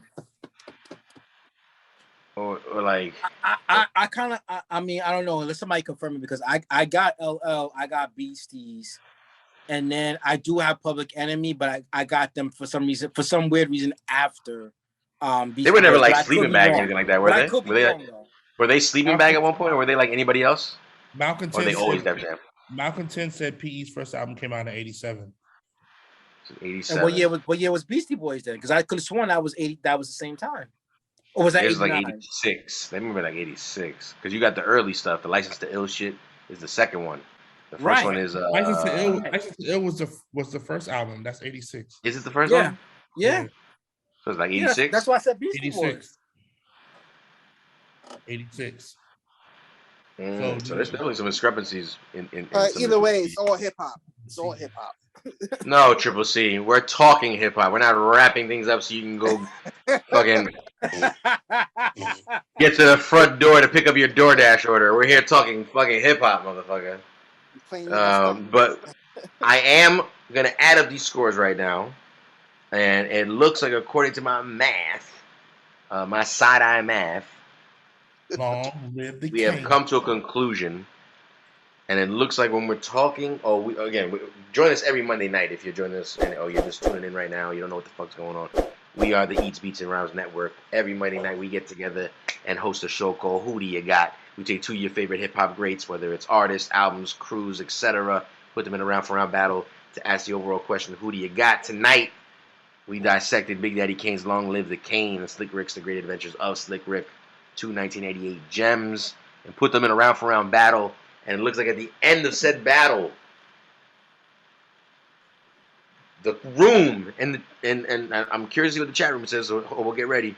But according to this room right here, tonight's winner and overall battle champion is Big Daddy Kane's Long Live the Kane. Make some motherfucking noise for the motherfucking Kane. What you want, huh? Go for dog food. I don't know about no motherfucking Kane, but this is like Kane whooping your ass on TV right here. That's what I forgot. Oh, we talking about different Kane. I see the cops go find the shit funny when I can find this motherfucking tape.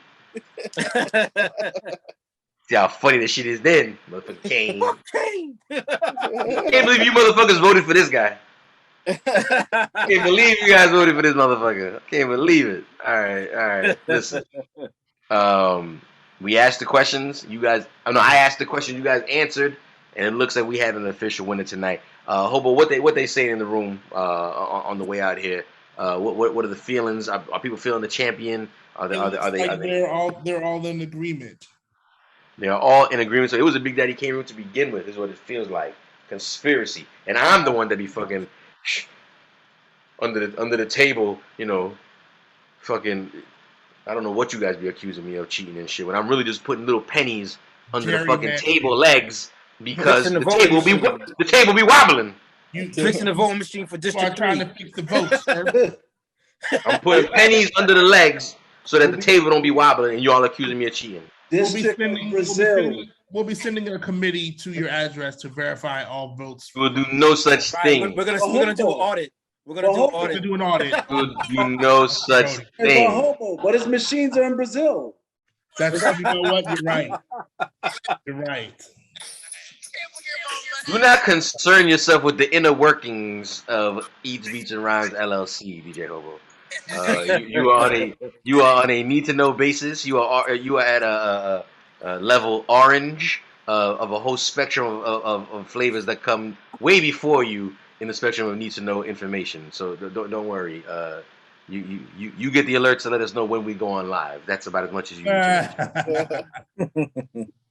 But again, we do this every week. Again, join us every Monday night. We come up with some cool ass questions about some cool ass projects and artists and that golden era hip hop that we love so much, whether it's producers, albums, artists, projects, crews, movies, projects.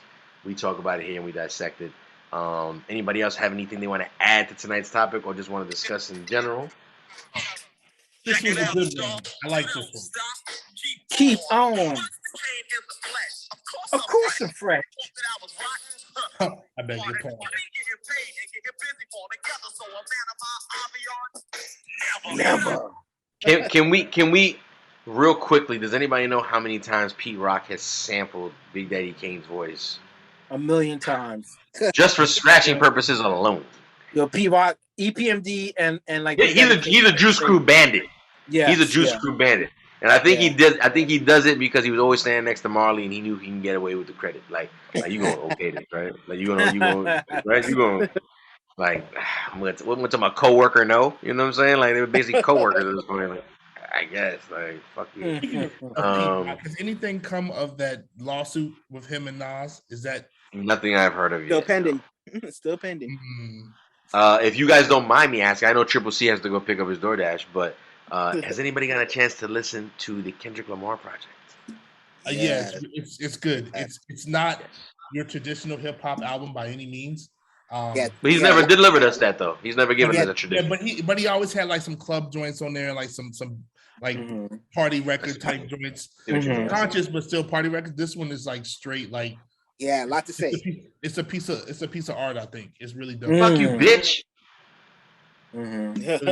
It's really dope. He did his thing. No, it's a very dope project. Shout out to Kendrick. That shit is legendary as usual.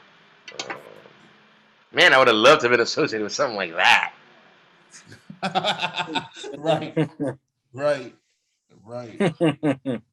Big ass hit of this shit. Hold on. Yeah, dope album. Very dope album. Anyway, fellas, it's been fun. Everybody in the chat room, shout out to Philly the Kid, Black Moses, Malcolm Tent, Trizzy Six, DJ Love, DJ YZ if you're listening, just everybody that usually tunes in. Shout out, Mastermind 24K, everybody that tunes in and shows mad love to us. Again, don't forget check us out for videos. DJ Censor, what up? DJ Censor all day, baby. Shout out to Kane and Slick Rick. Shout out to them. Shout out to Big Daddy Kane and Slick Rick. Without their contribution, we wouldn't be here talking about you. We'd be talking about someone else, honestly. But that's all good because we were talking about you guys tonight. So, fellas, it's been real. Yes. Another cool episode down the drain. We will do this again next Monday. As a matter of fact, DJ Scanless, do we have next Monday's episode ready to go in the chamber or no? Should be. There should be one there. Do we know what it is by any chance? Do we want to let the listeners know now, or are we not ready to? You're like, shit, I have no idea. I mean, didn't we talk about it? We could release Fresh versus Clockers. No. I'm talking about like what we're doing next Monday. Like, oh, I'm sorry, I totally forgot. I totally forgot what it was now. Did you write it down? That's what I'm looking at. I did, but I totally forgot. Okay, that's what I was trying to get at. Like, do you not know? That's what I was like. I totally forgot. I wrote it down. Good. I don't have it in front of me. We have an episode. We just don't know. We can't remember what it was. Shout out to Cypress Hill and Onyx. I heard it didn't go the way they wanted to. Oh man, because you could only watch it on you couldn't watch it on Instagram. It was only on Thriller. You had to watch pay-per-view straight up. Yeah, it was whack. They did them dirty. That's what B Real said. He said. I honestly wasn't even amped about the lineup, but everybody said I would have watched it. I turned it on to watch it. No, I was gonna watch it regardless. I tried to look for it. I discovered that you got to pay because I was trying to watch it for free. Everybody said that's the downfall of Versus. It's the pay. Yeah. As soon as I saw you had to pay for it, I was like, yeah, I'm good. But you know what though? Listen, it's not that it's the downfall. I think it could be chopped up to that, but it's also just the fact that it wasn't even the main event. It was like a side piece, right? To like this boxing shit, and like it deserves more respect. Yeah, as its own thing. Right. Versus like a bunch of fighters. A bunch of fighting fans, right? Fighter fans. Was it regular boxing or UFC shit? What was it? Anybody know? I was regular boxing. Boxing fans And they're like, "Oh, I like Saber Soul too." Like cool. And Onyx, oh yeah, I remember that. I remember that shit. Like that's the kind of fans that were probably there, and they deserve to have the fans that were like hardcore Cyber Soul and Onyx fans. Damn, Black Moses said 3 times dope versus ultramagnetic MCs. Oh shit! EST the Admiculous one. Ow. Oh, that is quite the battle, sir. Nah, that don't even. Again, you know what? That don't even. You're more than welcome to come join us and maybe bring that battle along with you, and we can make that one happen. Like I told you, I'm not gonna take on them challenging. That's a challenge, motherfucker. That is a challenging ass battle. Funky dividends, son. Funky dividends. Michelle. Let's just put Poor Righteous Teachers versus X-Clan while we're at it. Like, hey, that would be dope. Oh my god, I'm being sarcastic, but okay. That would be dope. That would be dope. I can't help that I just spit out greatness, but I mean, even when I'm trying to be sarcastic, does that really work? Don't sleep on 3 times dope. I agree. Don't sleep on 3 times dope. No, but We should do 3 times dope versus Masters of Ceremony. There you go. That's disrespectful. That's how important that battle is. That's why scans will happen. Like, damn, he found the perfect match. He just he spit it out like this. The perfect matchup. Stop being It's disrespectful. Versus Wow, disrespectful. It's oh, you know what? How about 3 times dope versus 2 times dope? Wow. You don't remember 2 times dope? You guys don't remember 2 times the twins?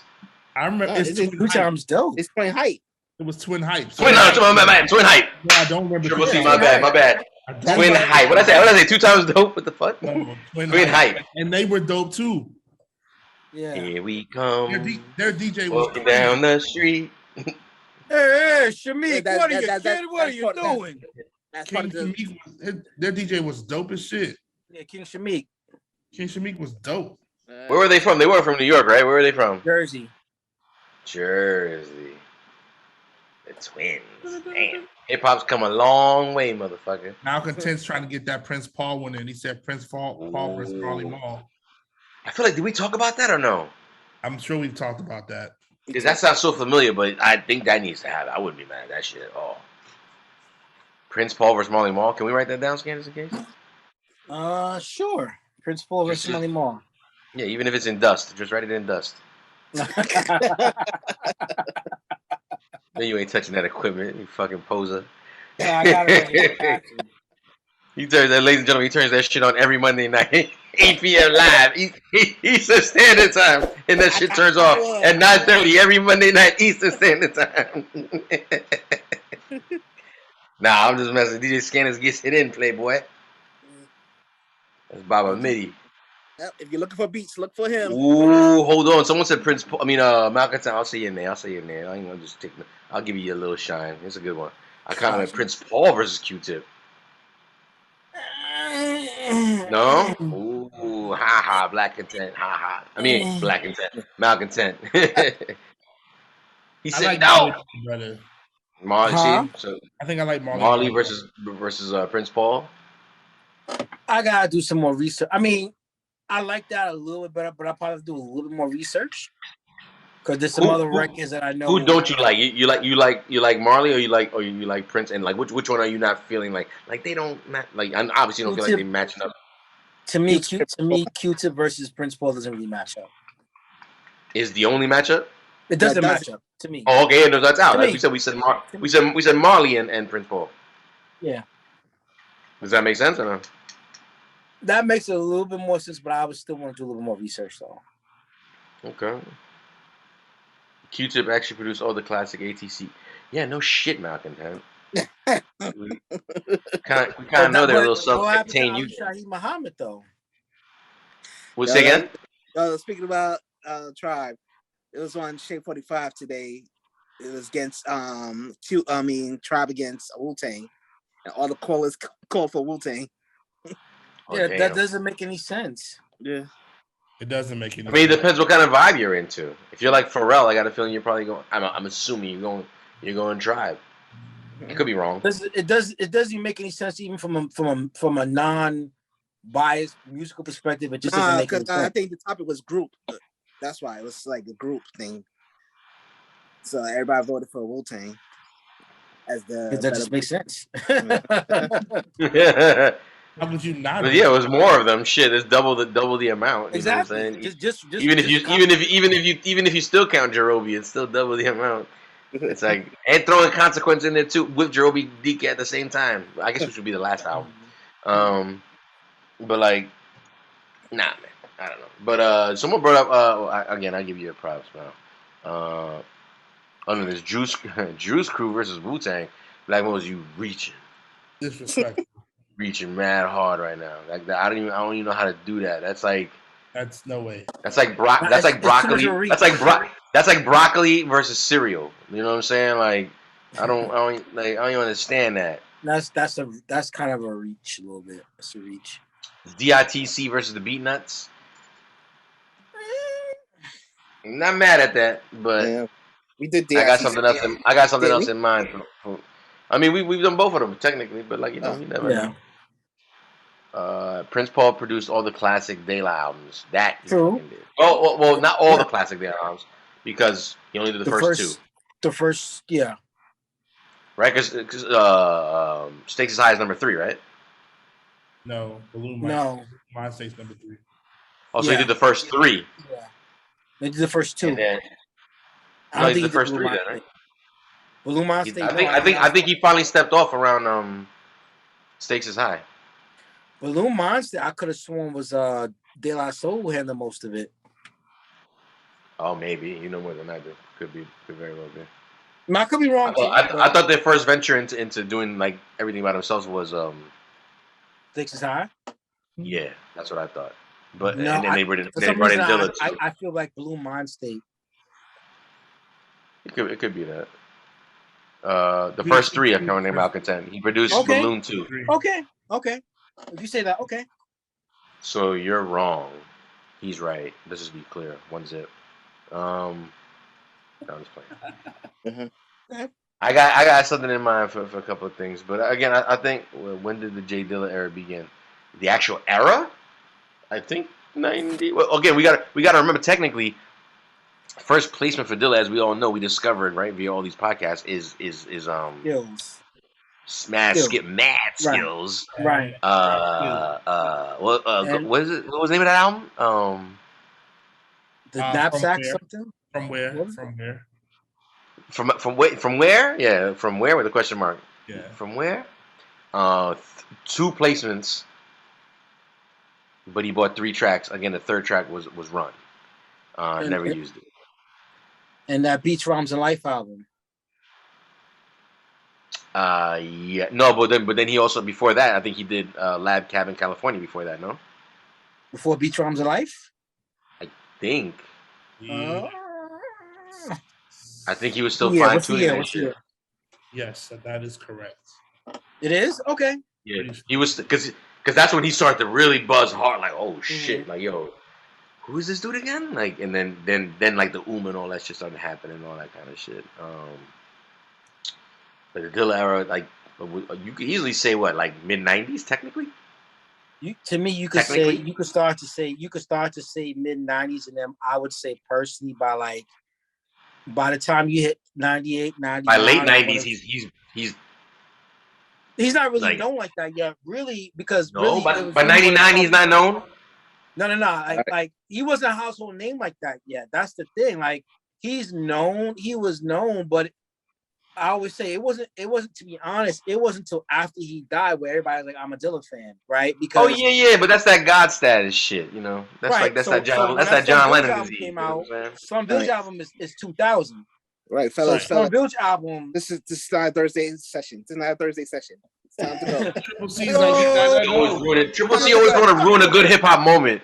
Triple C always want to ruin a good hip hop moment with a chicken thigh. Go get your chicken thigh, Triple C. Fine.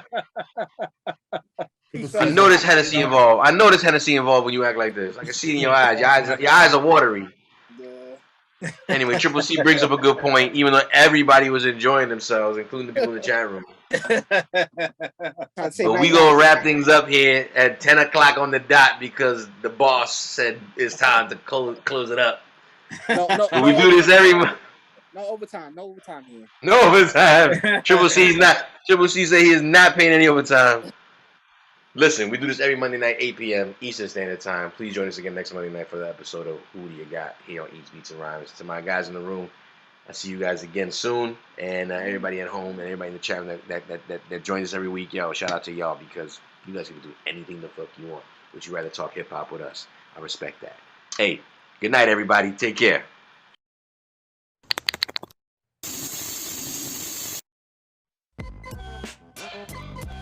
Eats, Beats, and Rhymes.